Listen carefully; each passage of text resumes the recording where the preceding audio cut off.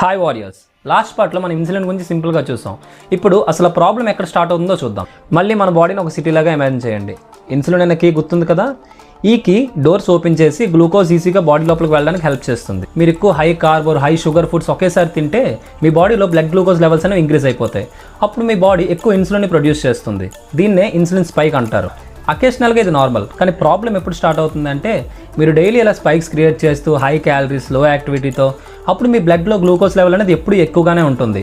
అప్పుడు ఇన్సులిన్ కూడా ఎక్కువ క్వాంటిటీస్లో రిలీజ్ అవుతూ ఉంటుంది. ఇలానే స్లోగా మీ సెల్స్కి ఆ ఇన్సులిన్ సిగ్నల్ అనేది అలవాటు పడిపోతుంది. దాన్నే ఇన్సులిన్ రెసిస్టెన్స్ అంటాం. అంటే డోర్ ఓపెన్ అవ్వడం స్లో అయిపోతుంది. సింపుల్గా చెప్పాలి అంటే కీ ఉంది కానీ లాక్ సరిగ్గా రియాక్ట్ అవ్వడం లేదు. సో ఇక్కడ ప్రాబ్లం ఎక్కడ ఉంది? గ్లూకోజ్ బ్లడ్లోనే ఎక్కువ ఉంటుంది, సెల్స్ లోపలికి వెళ్ళదు.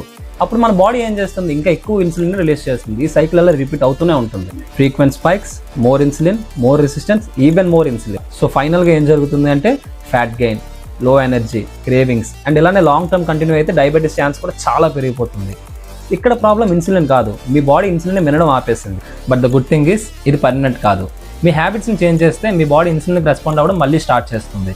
మీ బాడీని ఎలా ఇంప్రూవ్ చేయాలి అండ్ ఇన్సులిన్ స్పైక్ని ఎలా కంట్రోల్ చేసుకోవాలో నెక్స్ట్ పార్ట్లో క్లియర్గా బ్రేక్ డౌన్ చేద్దాం. ఇలాంటి మోర్ ఇన్ఫర్మేటివ్ వీడియోస్ కోసం మన పేజ్ని ఫాలో చేసుకోండి అండ్ మీ ఫ్రెండ్స్కి షేర్ చేయండి.